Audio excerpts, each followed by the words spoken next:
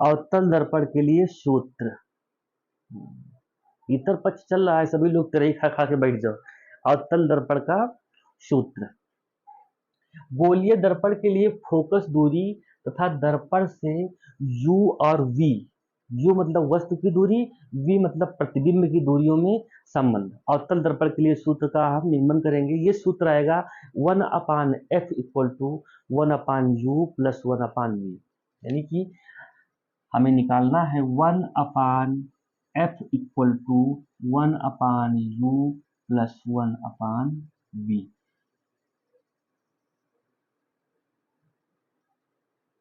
ये वाला फार्मूला हमें जनरेट करना है।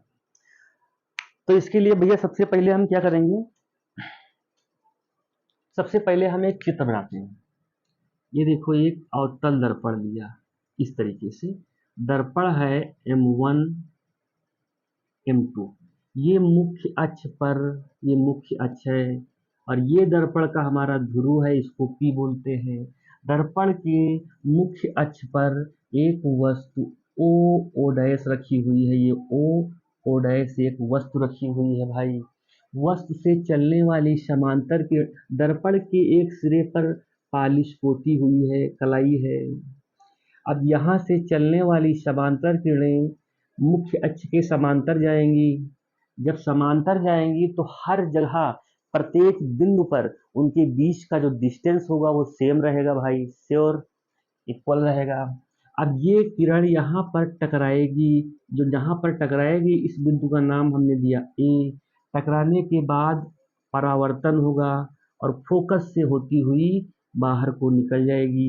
ये फोकस दूरी है, एफ इसको फोकस बोलते हैं। दूसरा क्या है, यहाँ पर होता है वक्रता केंद्र, इसको सी से लिखते हैं। दूसरी किरण वक्रता केंद्र से होती हुई जाएगी और दर्पण से टकराएगी। टकराने के बाद उसी मार्ग में पुनः वापस लौट जाएगी। ये फोकस हमारा वक्रता केंद्र सी है। टकराने के बाद दर्पण के इस बिंदु पे, बी बिंदु पे टकराई, और दर्पण है M2 इसको मान लेते, बी बिंदु पर टकराई और टकराने के बाद पुनः उसी मार्ग में फिर वापस लौट गई। बस अब दोनों किरणें फोकस दूरी और वक्रता केंद्र वाली, जो वक्रता केंद्र से किरण जाती है, ये दोनों किरणें जहाँ काटती हैं यहीं पर वस्तु का प्रतिबिंब बनता है। और प्रतिबिंब है हमारा, ये देखो ये प्रतिबिंब है आई आई आई आई डैश, ये प्रतिबिंब है वस्तु का। दर्पण में समस्त दूरियां, दर्पण के बाईं ओर जो दूरियां नापी जाएंगी वो दूरियां ऋणात्मक मान के साथ ली जाएंगी, निगेटिव। अक्ष में, कोऑर्डिनेट में आप लोगों ने पढ़ा होगा, अक्ष में कोई भी दूरी अक्ष के बाईं ओर जाते हैं तो माइनस में और दाईं ओर जाते हैं तो प्लस में। वही प्रोसेस यहाँ पर भी होता है। समस्त दूरियां बाईं ओर की निगेटिव मापी जाएंगी और दर्पण के ध्रुव से ही समस्त दूरियां नापी जाएंगी। ये दर्पण का ध्रुव है और यहाँ से एक लंब डाल लेते हैं भाई। इस लंब का काम आगे समकोणिक त्रिभुज के लिए हमको पड़ेगा। ये लंब है AN और लंब जो है ये दर्पण के ध्रुव के इतना करीब है, इतना करीब है कि यहाँ से हम एक चीज आपको दिखाना चाहते हैं, बताना चाहते हैं कि N और P के जो बीच की दूरी है वो बिल्कुल शून्य है। तो इसलिए इस दूरी को हम छोड़ भी सकते हैं, यानी कि PF बराबर होगा हमारा, जो PF है वो बराबर होगा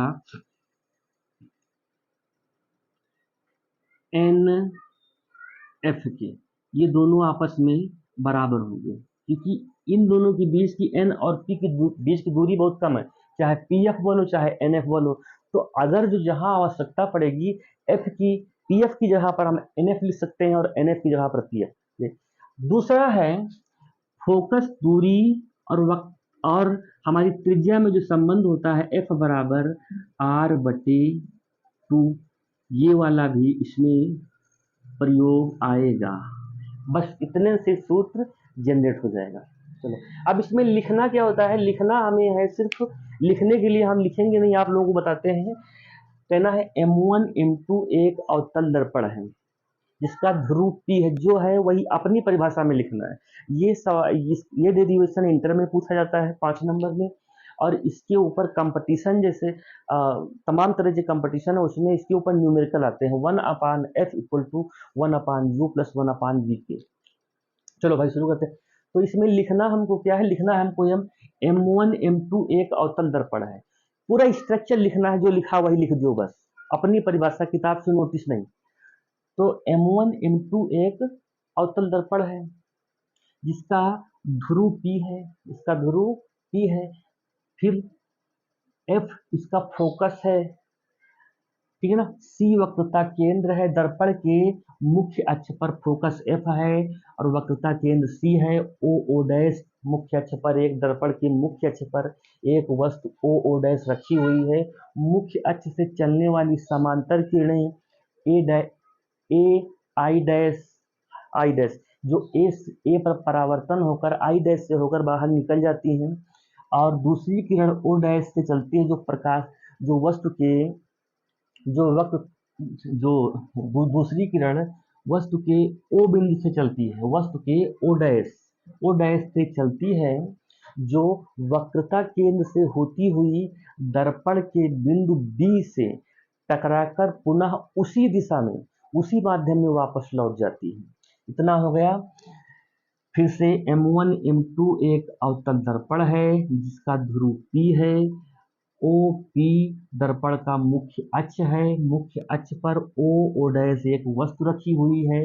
वस्तु से चलने वाली, वस्तु कौन सी है, O डैश से चलने वाली समांतर किरणें A डैश पर टकराकर A पर टकराकर I डैश से होती हुई बाहर निकल जाती है। दूसरी किरण फिर O डैश से वक्रता केंद्र से होती हुई दर्पण के बिंदु बी पर पड़ती है और परावर्तन के पश्चात फिर उसी मार्ग में वापस लौट जाती है। इतना।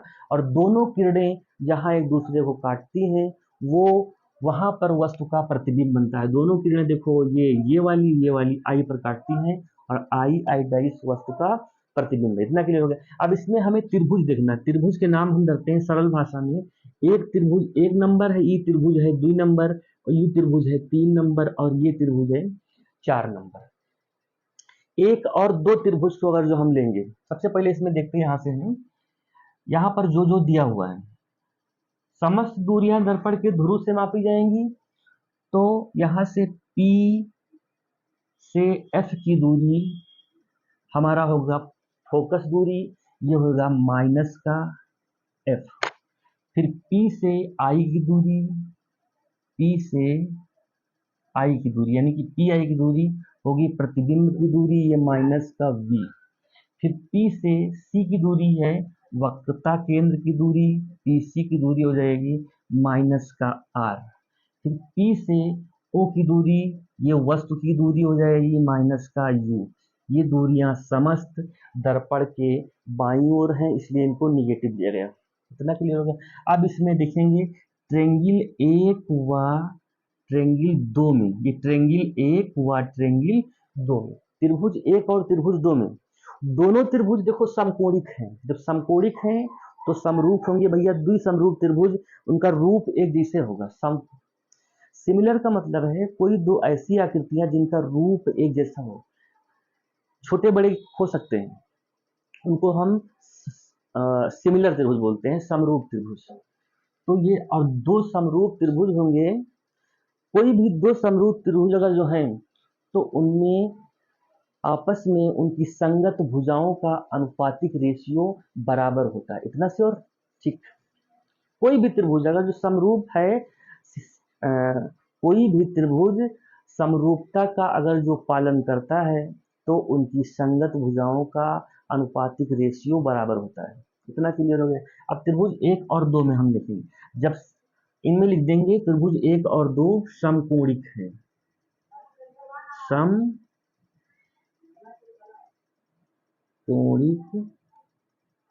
है, 1 और 2 समकोणिक है। जब समकोणिक है तो इनकी संगत भुजाओं का अनुपातिक रेशियो यानी कि ओ डैश बटे इसका लंब फिर त्रिभुज 2 का आई डैश बराबर इसका आधार ओ सी बटे इसका आधार आई सी, समीकरण 1। इसी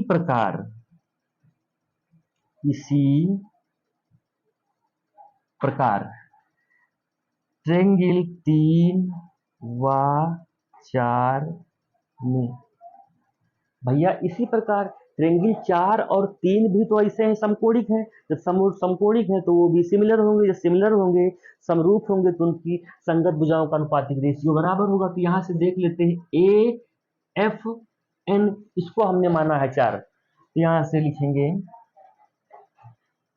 इस त्रिभुज का लंब ए एन बटे इस त्रिभुज का लंब 3 नंबर का आई आई डैश बराबर इसका आधार एफ एन बटे इसका आधार आई एफ।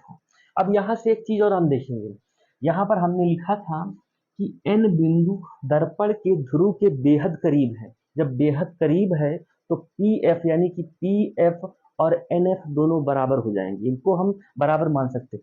जहां पर एफ एन है वहां पर पी एफ हम लिख सकते हैं, तो यहां पर हमने लिख दिया। और जहां पर ए एन है, ए एन ए एन और ये ओ ओ डैश, ओ ओ डैश से चलने वाली समांतर किरणें दर्पण के बिंदु ए तक आई थी। जब समांतर आई थी तो प्रत्येक जगह पर इनकी दूरी बराबर थी। जब दूरी बराबर थी तो यहां से हम ये भी लिख सकते हैं O O dash equal to A N A N. इसका भी प्रयोग हम यहाँ पर करेंगे। तो यहाँ पर हो जाएगा ए एन की जगह पर हम रख देंगे ओ ओ डैश बटे आई आई डैश बराबर एफ एन की जगह पर हम लिख देंगे पी एफ बराबर बटे आई एफ। ये समीकरण 2 हो जाएगा। अब समीकरण 1 व 2 से देखो भाई लोग, दोनों समीकरणों का लेफ्ट साइड इक्वल है। जब लेफ्ट साइड इक्वल है तो हम राइट इक्वल कर लेंगे।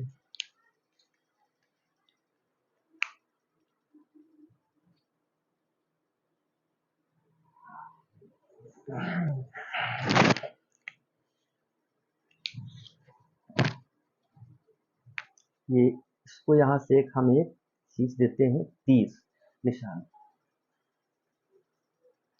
समीकरण 1 और 2 से देखो, समीकरण 1 में क्या है, left side O O dash upon I I dash है। 2 में भी यही सिस्टम है, O O dash upon I I dash. तो लेफ्ट सिरे को हम छोड़ देंगे तो हम राइट लिखेंगे ओ सी बटे I dash C, sorry I C equal to P F बटे आई एफ।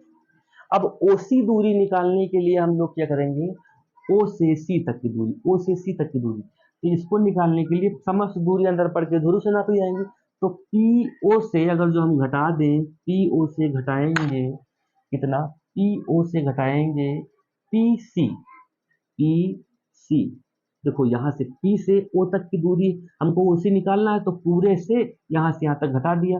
और IC निकालना है, I से C तक की, तो PC minus PI equal to PF। तो हमारा क्लियर पता है, PF बटे IF क्या है, IF हमको निकालना है, तो PF से माइनस करेंगे, सॉरी हमें निकालना है IF, तो हम PI, देखो भाई P से I, PI बड़ी है तो PI से माइनस करेंगे PF। इतना इतना क्लियर बॉस? तो यहाँ ठीक है। तो यहाँ से आप सबके मान रखेंगे।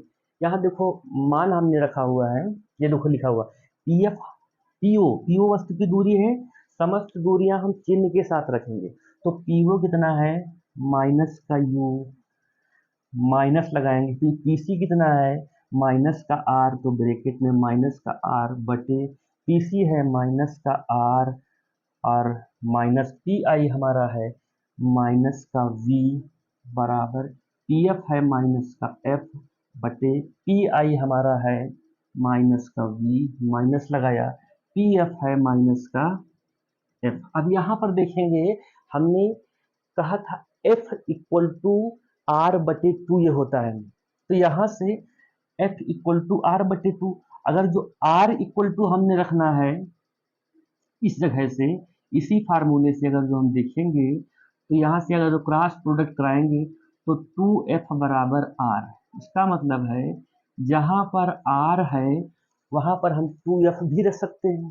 तो यहाँ से देखेंगे ये माइनस का u और प्लस का r, ये प्लस हो जाएगा और हो जाएगा 2f बटे r की दब पर माइनस का 2f और माइनस माइनस प्लस हो जाएगा v बराबर माइनस का f बटे माइनस का v प्लस का f।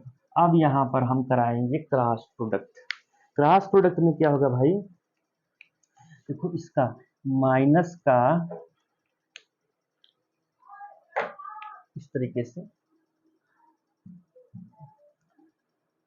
माइनस का u प्लस 2f, एक ब्रैकेट में दूसरे ब्रैकेट में minus v plus f equal to, ये हो जाएगा माइनस का 2f plus v into minus का f।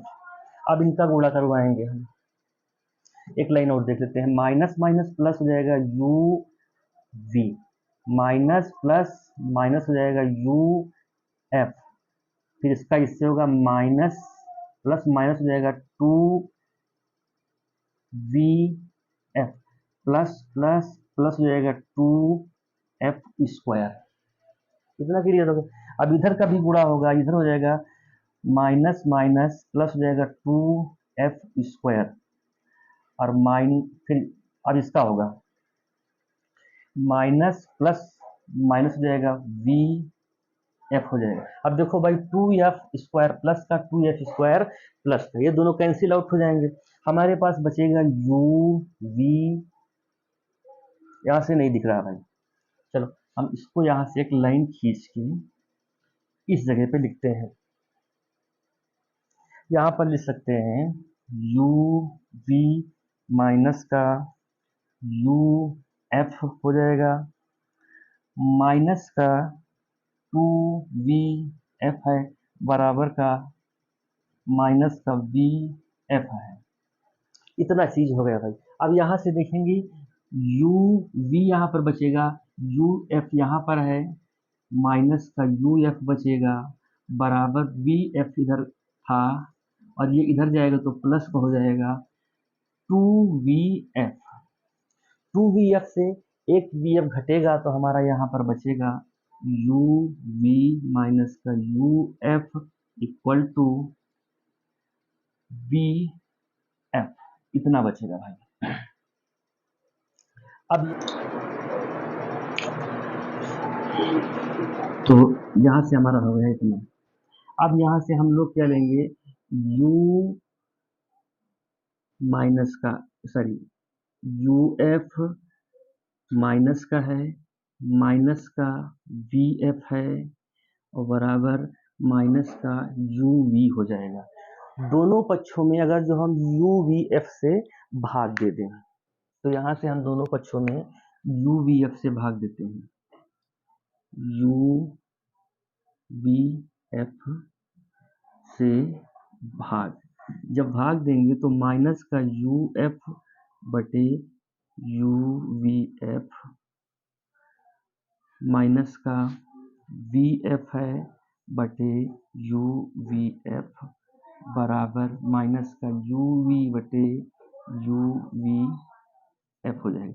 uv से uv कैंसिल आउट, vf से vf कैंसिल आउट, uf से u और f कैंसिल आउट हो जाएगा, हमारा बचेगा